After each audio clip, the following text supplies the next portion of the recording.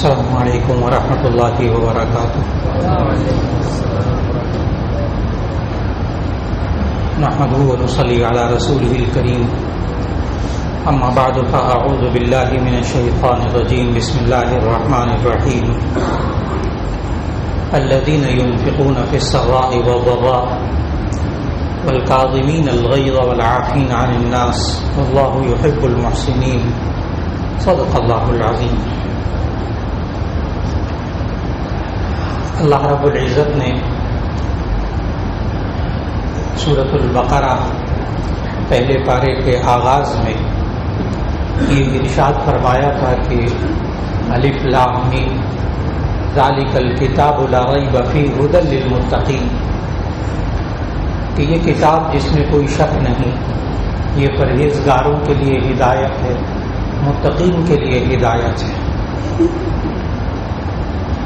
گزشتہ جمعے میں اس پر تفصیل سے بات ہوئی کہ یہ کتاب قرآن مجید پوری انسانیت کے لیے ہدایت ہے، کافروں کے لیے بھی ہدایت ہے، لیکن منزل تک وہ لوگ پہنچتے ہیں، ہدایت پانا جسے کہتے ہیں وہ صرف متقین پا سکتے ہیں. پھر گزشتہ جمعے میں متقین کی 5 صفات بیان ہوئی کہ یہ 5 خوبیاں الذین یؤمنون بالغیب، ایمان بالغیب رکھتے ہوں، ویقیمون الصلاۃ، نماز قائم کرتے ہوں. نمبر 3 ومما رزقناہم ينفقون، جو اس میں اللہ نے رزق دیا اس میں سے خرچ کرتے ہوں. نمبر 4 والذین یؤمنون بما انزل الیک وما انزل من قبلک، کہ جو آسمانی کتابیں ہیں ان پر ایمان رکھتے ہوں، قرآن پر ایمان رکھتے ہوں. 5ویں خوبی گزشتہ جمعے بیان ہوئی تھی کہ وبالآخرۃ ھم یوقنون، اور آخرت پر یقین رکھتے ہوں. تو یہی لوگ اولئک ھم المفلحون، یہی فلاح پانے والے ہیں، کامیابی پانے والے. تو وہ متقین کی 5 خوبیاں بیان ہوئی تھی کہ قرآن حکیم. سوال یہ تھا اصل میں کہ جب ہمارے پاس قرآن موجود ہے تو اس کے باوجود لوگ گمراہ کیوں ہوتے ہیں؟ یہ بنیادی سوال تھا. اس کا جواب یہ ملا کہ یہ قرآن ہر ایک کو راستہ دکھاتا ہے، گمراہ کو بھی راستہ دکھاتا ہے، بے دین کو بھی راستہ دکھاتا ہے، خدا کے نہ ماننے والوں کو بھی یہ راستہ دکھاتا ہے. اس اعتبار سے ھدی للناس، یہ پوری انسانیت کے لیے ہدایت ہے. لیکن اس سے ہدایت پاتا کون ہے، منزل تک کون پہنچتا ہے؟ وہ اللہ نے کہا کہ ھدی للمتقین، کہ یہ پرہیزگاروں کے لیے ہدایت ہے. اب متقین کی 5 صفات اس وقت بیان ہوئی. آج کی نشست میں سورہ نساء میں سے اللہ تعالیٰ نے متقین کی اور صفات بیان فرمائی. ان کا تذکرہ آج کی نشست میں مقصود ہے. اور وہ اللہ تعالیٰ نے جنت کی نعمتیں بیان فرمائیں، اور جنت کی نعمتیں بیان فرما کر کہا اعدت للمتقین، یہ نعمتیں متقین پرہیزگاروں کے لیے تیار کی گئی ہیں. الذین، آگے خوبیاں بیان کی، الذین ينفقون فی السراء والضراء، وہ لوگ کہ جو خوشی میں اور اچھے حالات میں اور تنگ دستی میں اللہ کی راہ میں خرچ کرتے ہیں. والکاظمین الغیظ، اور وہ غصے پر قابو پانے والے ہوتے ہیں. والعافین عن الناس، اور لوگوں کو معاف کرنے والے ہوتے ہیں. معلوم ہوا کہ ہمارے پاس قرآن تو ہے، ہمیں ترجمہ بھی آتا ہے، تفسیر بھی آتی ہے، لیکن یہ بندہ ہدایت کیوں نہیں پاتا؟ اس لیے کہ یہ غصے پر قابو پانے والا نہیں ہے، یہ لوگوں کو معاف کرنے والا نہیں ہے، اس کا مزاج انتقام والا ہے، یہ بدلہ لینا چاہتا ہے، اپنے بھائیوں سے بدلہ لینا چاہتا ہے، بہنوں سے بدلہ لینا چاہتا ہے، اپنے دوستوں سے بدلہ لینا چاہتا ہے، بیوی سے کچھ ہو گیا تو بیوی سے بدلہ لینا چاہتا ہے، اور خاوند سے کچھ ہو گیا تو شوہر سے وہ بدلہ لینا چاہتی ہے. اور جو اولاد اگر بگڑ گئی تو اولاد جو ہے وہ ماں باپ سے بدلہ لینا چاہتی ہے. ہمارے معاشرے کے گھروں میں رہتے ہوئے میں اپنے باپ سے بدلہ لے کے رہوں گا، یہ جوان بیٹوں کے جملے ہیں گھروں کے اندر. نعوذ باللہ من ذالک. قرآن پاس موجود ہے تو ہدایت کیوں نہیں پاتے؟ کہ والکاظمین الغیظ، غصے پر قابو پانے والے بھی ہوتے ہیں۔ آج کی نشست میں صرف اسی خوبی کا ذکر ہے، آئندہ ملاقات میں پھر اور خوبیوں کا جو اللہ نے خود قرآن مجید میں متقین کی خوبیاں بتائیں۔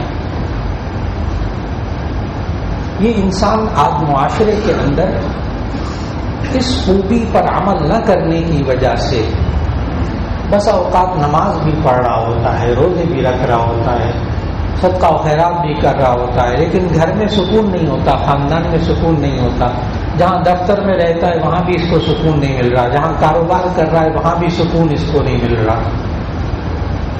اور وجہ کیا ہے؟ یہ بیچارہ اپنے غصے پر قابو پانے والا نہیں،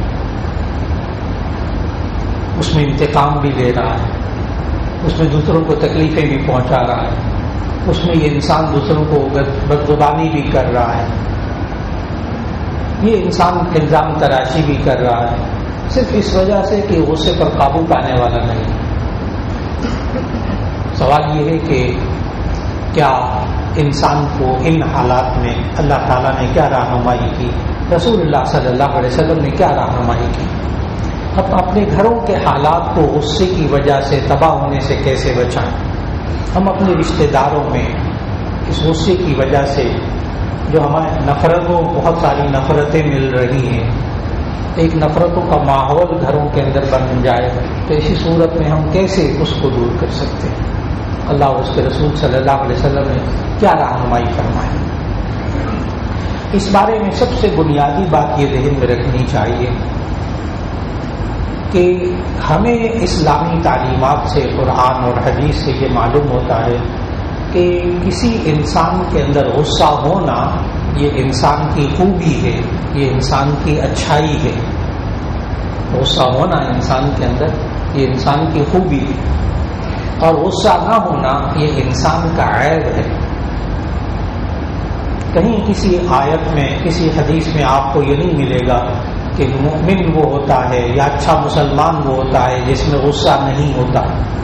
کوئی آیت، کوئی حدیث آپ کو نہیں ملے گی۔ غصہ ہونا اچھی بات ہے، غصہ نہ ہونا بری بات ہے۔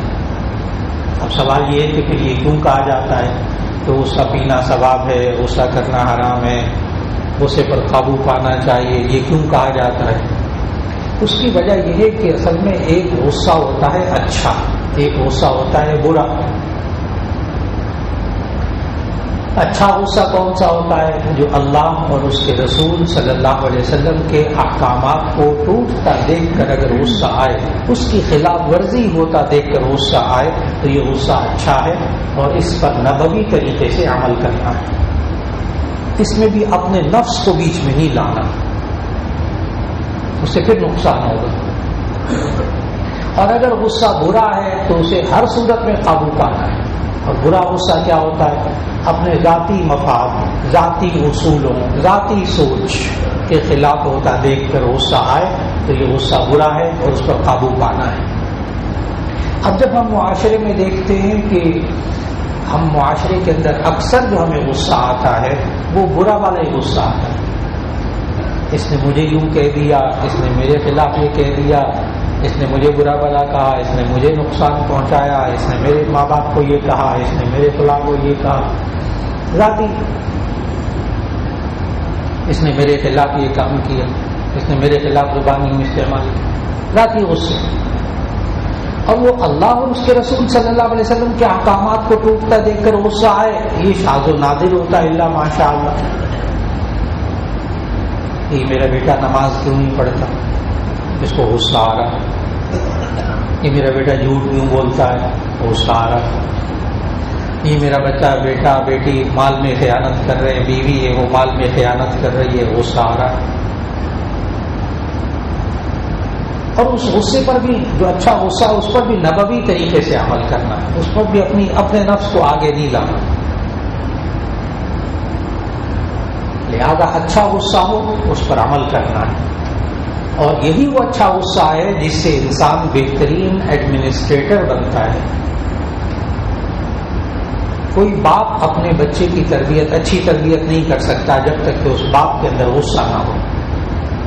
تربیت کرنے کے لیے غصہ چاہیے، ایک قاضی کے اندر، ایک جج کے اندر غصہ ہوگا تو وہ شجاعت اور بہادری سے فیصلہ کر سکے گا۔ یہ غصہ انسان کے اندر شجاعت اور بہادری پیدا کرتا ہے۔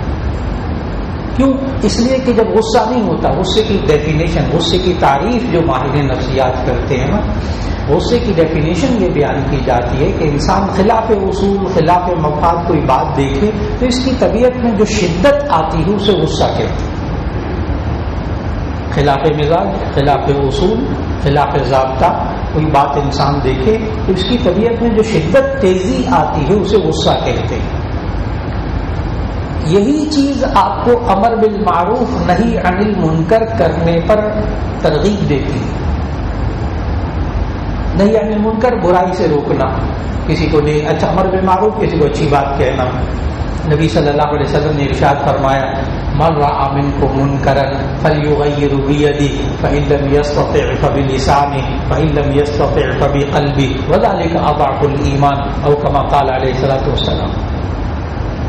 جو شخص بھی تم میں سے برائی دیکھے، اپنے بچوں کے اندر، بیوی کے اندر، یا بیوی شوہر کے اندر، یا آپ اپنے دوست کے اندر کوئی برائی دیکھیں، برائی کو پہلے طے کر لیجیے برائی کیا ہے۔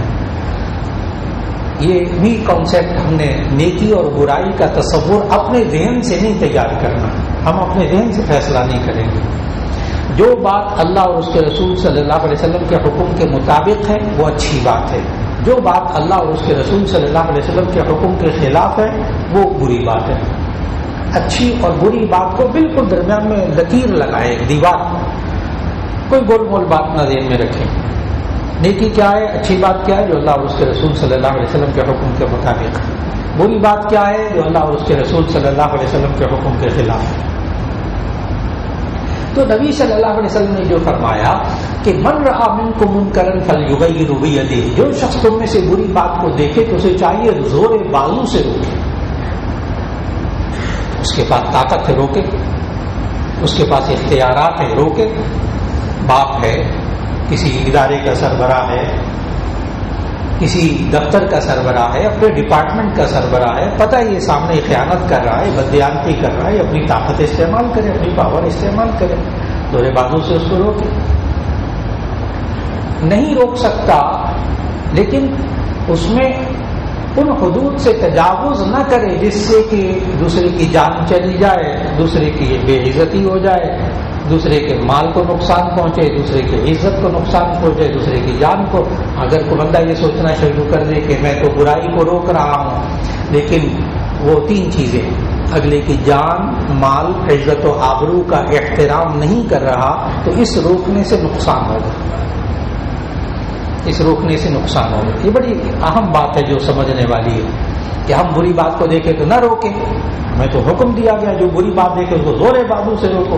جی زور بازو سے روکیں لیکن تین چیزوں کا خیال رکھیں، جان، مال، عزت و آبرو، یہ آپ پر حرام ہے۔ الا ان اموالکم ودماءکم واعراضکم حرام علیکم۔ نبی صلی اللہ علیہ وسلم نے سمجھایا تم پر دوسرے کی جان، مال، عزت و آبرو حرام ہے، یعنی حرمت والی، اس کا احترام کرے۔ انسان برائی سے روکنے میں یہ لمٹ کراس نہیں کرے گا، یہ حدود کراس نہیں کرے گا۔ بیوی کو، اپنے بچوں کو، اپنے دوست کو برائی سے روکنا ہے نا، اس کی جان کا احترام کرنا ہے، اس کی عزت کا احترام کرنا ہے، اس کے مال کا احترام کرنا ہے۔ بڑی اہم بات ہے یہ، جس کی وجہ سے لوگ بہت بسا اوقات غلطی پر کھا جاتے ہیں معاشرے کے اندر، اس سے فساد ہوتا، بے سکونی، بے چینی ہوتی۔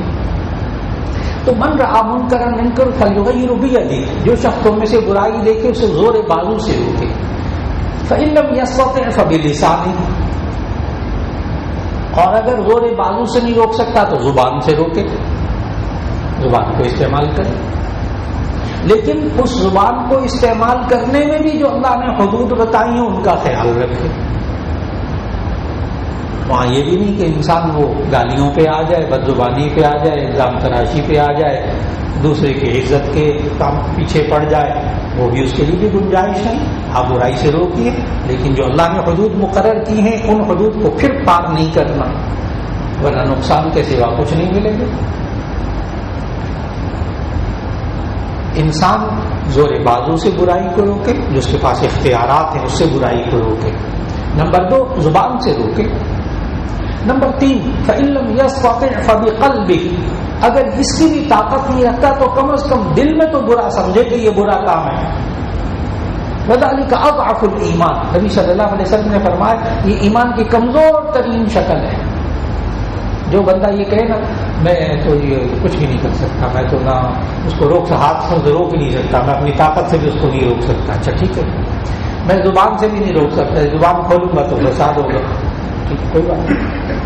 نمبر 3 اس غلط بات کو دل سے برا تو سمجھے، اس سے تو کوئی نہیں روک رہا ہے، اس سے تو کوئی نہیں روک رہا اس کو۔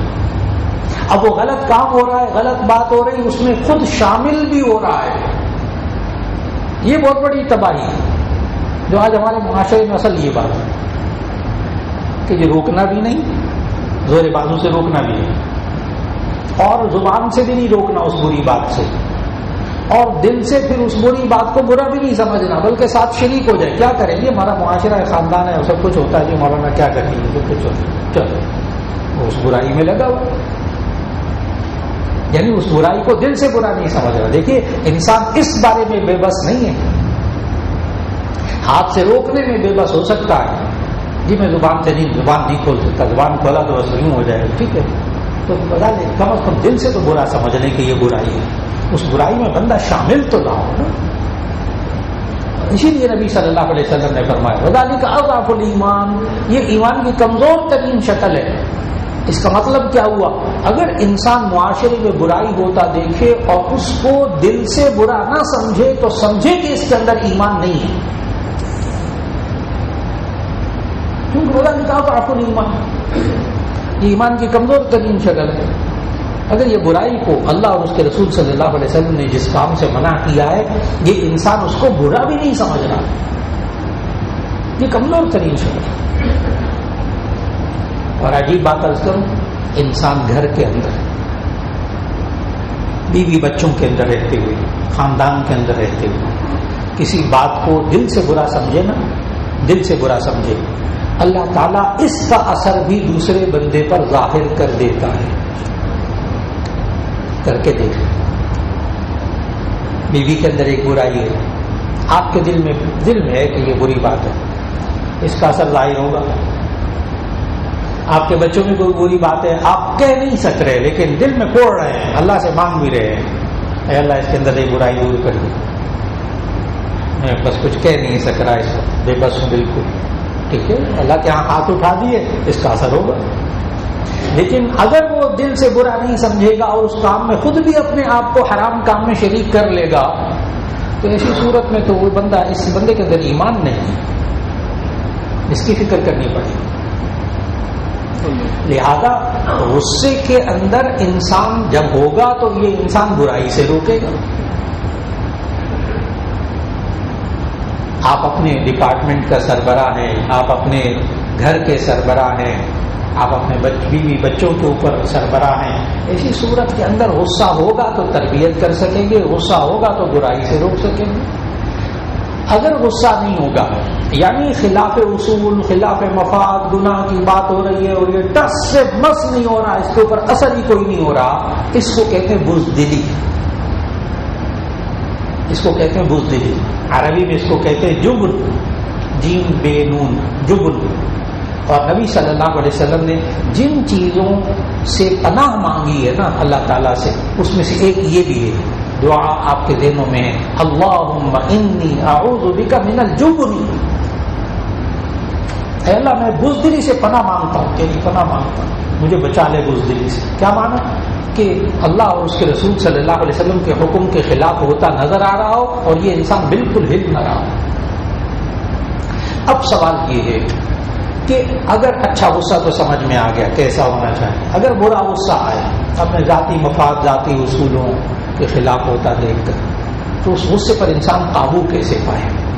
نبی صلی اللہ علیہ وسلم نے ایک طریقہ اس کا یہ بتایا کہ جب تم میں سے کوئی غصے میں آئے فَلْيَسْتَعِذْ بِاللَّهِ، تو اللہ کی پناہ مانگے شیطان مردود سے، تعوذ پڑھے، اعوذ باللہ من الشیطان الرجیم۔ پھر نبی صلی اللہ علیہ وسلم نے فرمایا کہ جو برا غصہ ہوتا ہے نا، جو انسان آج معاشرے میں تباہی کا سبب بن جاتا ہے، وہ شیطان کی طرف سے ہوتا ہے. لہذا تم لا حول ولا قوت الا باللہ پڑھا کرو. تو ایک تو یہ سمجھ میں آیا جب غصہ آئے تو آپ برا غصہ اعوذ باللہ من الشیطان الرجیم. آپ سمجھ رہے ہیں آپ کے غصے کی وجہ سے گھر کے حالات خراب ہو رہے ہیں، کاروبار کے حالات خراب ہو رہے ہیں، ادارے کے حالات خراب ہو رہے ہیں، دوستوں رشتہ داروں کے حالات خراب ہو رہے ہیں صرف غصے کی وجہ سے. تو اعوذ باللہ من الشیطان الرجیم، لا حول ولا قوت الا باللہ العلی العظیم. پھر نبی صلی اللہ علیہ وسلم نے ہمیں سمجھایا کہ اگر کسی بندے کو غصہ آئے تو دوسرا علاج، اذا غضب احدکم فلیضطجع والا فلیجلس. مشکات شریف میں باب الغضب کے اندر یہ حدیث موجود ہے کہ جس شخص کو غصہ آئے تو اگر وہ کھڑا ہے تو بیٹھ جائے، بیٹھا ہے تو لیٹ جائے، اپنی پوزیشن کو چینج کر لیں. کھڑا ہے تو بیٹھ جائے، بیٹھا ہے تو لیٹ جائے. کوئی بندہ، کوئی دوست آپ کا غصے میں آ جائے نا، کھڑا ہوا ہے آپ کے ساتھ غصے میں، آپ اس کو کہیں اچھا بیٹھ تو جاؤ نا، کرسی دے دیں اس کو، کرسی پہ بٹھانے کی کوشش کریں تو وہ گر جائے گا، بیٹھے گا نہیں. گر جائے گا، بیٹھے گا نہیں، کیونکہ وہ اس کے اعصاب اکڑے ہوئے ہیں، پٹھے تناؤ میں ہیں. لیکن جب آپ اس کو کہیں گے نہیں بیٹھ جاؤ اور وہ خود سے بیٹھ جائے گا نا، تو ایسی صورت میں پٹھوں کو ڈھیلا کرے گا. جب اعصاب کو ڈھیلا کرے گا وہ سب کم ہو جائے گا. تو نبی صلی اللہ علیہ وسلم نے کیا سمجھایا؟ اذا غضب احدکم فلیضطجع والا فلیجلس. کسی کو غصہ آئے تو کھڑا ہے تو بیٹھ جائے، بیٹھا ہے تو لیٹ جائے. نمبر 3، تیسرا طریقہ سمجھایا، اذا غضب احدکم فلیتوضا. یہ بھی مشکات شریف میں حدیث کی کتاب میں باب الغضب کے اندر حدیث موجود ہے. جب تم میں سے کسی کو غصہ آئے تو اسے چاہیے وضو کر لیں. جب تم میں سے کسی کو غصہ آئے تو اسے چاہیے وضو کر لیں. انسان کو جب غصہ آتا ہے نا تو اس کا بی پی ہائی ہو جاتا ہے، جسم تپنے لگتا ہے، منہ لال ہو جاتا ہے. تو ڈاکٹر حضرات یہی کہتے ہیں نا، جب بخار ہو جائے، جسم تپنے لگے تو پھر ٹھنڈے پانی کی پٹیاں کرو، اس کے چہرے پر، اس کے بازوؤں پر، اس کے پاؤں پر. تو ہائیڈرو تھراپی، پانی سے علاج. نبی صلی اللہ علیہ وسلم جب سائنس نے دریافت نہیں کیا تھا اس وقت نبی صلی اللہ علیہ وسلم نے بتایا تھا، اس لیے کہ ان کو بتانے والے اللہ تعالیٰ ہیں. ما ينطق عن الهوى ان هو الا وحی یوحی. تو اللہ نے ہمیں بتایا کہ تمہاری یہ مشین جو میں نے بنائی ہے نا، انسان کی مشین، یہ جو میں نے بنائی ہے جب گرم ہو جائے نا، اس کو ٹھنڈا کیسے کرنا ہے. جب غصے میں گرم ہو جائے، نقصان پہنچائے گھروں کے اندر، اس کو ٹھنڈا کیسے کرنا ہے؟ وضو کرنے. اور یہ انسان غصے کی حالت میں اصل میں کرتا کیا ہے؟ اپنی زبان چلاتا ہے، ہاتھ پاؤں چلاتا ہے. ہاتھ چلاتا ہے، مارتا ہے، پیٹتا ہے، مکے مارتا ہے، تھپڑ مارتا ہے، یا گھر کے برتن توڑتا ہے، کوئی چیز ہاتھ میں دے کے مارتا ہے، یا زبان چلاتا ہے، دوسرے کی بے عزتی کر دیتا ہے. نبی صلی اللہ علیہ وسلم نے سمجھائی ایک بات، اس لیے کہ ہمارے معاشرے کے اندر جو انسان غصے میں ہوتا ہے نا، وہ اپنے آپ کو بہادر سمجھتا ہے. وہ اپنے آپ کو بہادر سمجھتا ہے بھی. غصے سے انسان کے اندر شجاعت آتی ہے، بہادری آتی ہے. اس لیے غصے میں جو انسان ہوتا ہے وہ غلط غصے والا بھی وہ اپنے آپ کو بہادر سمجھتا ہے، اپنے سے زیادہ طاقتور کسی کو نہیں سمجھتا. لیکن نبی صلی اللہ علیہ وسلم نے طاقتور کس کو کہا؟ حدیث سنانے لگا. نبی صلی اللہ علیہ وسلم نے سمجھا. پھر یہ ذہن میں رکھیے گا کہ نبی صلی اللہ علیہ وسلم جو بات فرماتے ہیں ان کو وہ اللہ تعالیٰ بتاتا ہے، ہمارا خالق بتاتا ہے. اب نبی صلی اللہ علیہ وسلم نے ارشاد فرمایا طاقتور کون شخص ہے، کون نہیں ہے. فرمایا لیس الشدید بالسرعہ انما الشدید الذی یملک نفسہ عند الغضب. بڑی عجیب حدیث ہے، سمجھنے والی ہے. فرمایا لیس الشدید بالسرعہ، کسی کو پچھاڑ دینا، چت کر دینا غصے کے اندر، یہ پہلوانی نہیں ہے، یہ طاقتور ہونا نہیں ہے. لیس الشدید بالسرعہ، طاقتور وہ شخص نہیں ہے جو دوسرے کو پچھاڑ دے، چت کر دے، گرا دے نیچے، مکہ مارے، دانت توڑ دے، وہ کر دے، یہ کر دے، وہ طاقتور نہیں ہے. فرمایا انما الشدید الذی یملک نفسہ عند الغضب، طاقتور وہ شخص ہے جو غصے کے وقت اپنے آپ پر قابو پا لے. آج نوجوان طاقتور کب شمار ہوگا؟ اس کو توڑ، اس کو پھوڑ، اس کو مار، اس کو بے عزت کر، اس کو بلا کر، اس کو نقصان پہنچا. سچے نبی صلی اللہ علیہ وسلم نے اس کو طاقتور نہیں کہا. طاقتور کس کو کہا ہے؟ جو غصے کے وقت اپنے آپ پر قابو پا لے. پہلوان وہ ہے. اللہ رب العزت آج ہمیں معاشرے کے اندر بھرپور کوشش کرے. گھروں کے اندر غصہ ہونا چاہیے، غصہ اچھی چیز ہے، لیکن شروع میں جو آیت پڑھی نا کہ قرآن کس کے لیے ہدایت ہے، والکاظمین الغیظ، وہ لوگ کہ جو غصے پر قابو پانے والے ہوتے ہیں.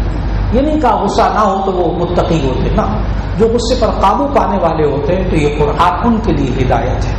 اور اگر انسان غصے پر قابو پانے والا نہ ہو، بات بات پہ دوسرے کی بے عزتی کر رہا ہے، دوسرے کو مار رہا ہے، گھر کی چیزیں توڑ رہا ہے، قرآن ہوتے ہوئے بھی نا یہ ہدایت نہیں پائے گا. قرآن ہوتے ہوئے بھی یہ ہدایت نہیں پائے گا. ہدایت تب پائے گا جب غصے پر قابو پائے گا، پھر اس کو قرآن سے بھی ہدایت ملے گی. اللہ ہمیں معاشرے کے اندر آج گھروں کے اندر، خاندانوں کے اندر، کاروباری اداروں کے اندر بچوں کے ساتھ ہمارے بہت نقصانات ہو چکے. اللہ تعالیٰ اس غصے پر قابو پانے کی توفیق عطا فرمائے. وآخر دعوانا الحمد للہ رب العالمین.